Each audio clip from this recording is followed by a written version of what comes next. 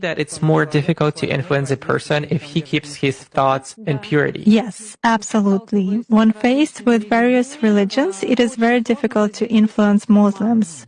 They are in a constant connection with the egregore. They do namaz every day and read prayers on a daily basis. They are constantly under some kind of a dome, so it is very difficult to influence them. When you start impacting a person, he begins to address in a prayer. Indeed, many of them are very different from those who come to church only when everything is bad in their life. They come to pray, and then for 5 years they forget about God, some canons, and so on. Muslims, as a rule, passionately believe and passionately give energy to their egregore, and this egregore protects them very well. That's why it is very difficult to work to make any kind of influence on a true Muslim believer.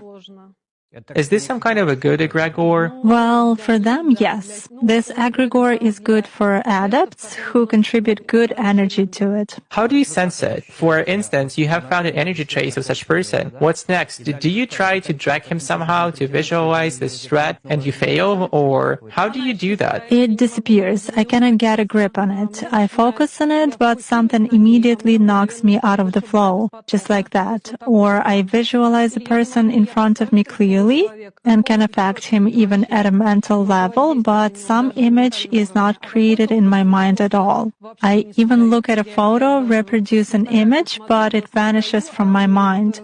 Thus, I can clearly see that a person is covered with something. Does this only work with Muslims? It does for me.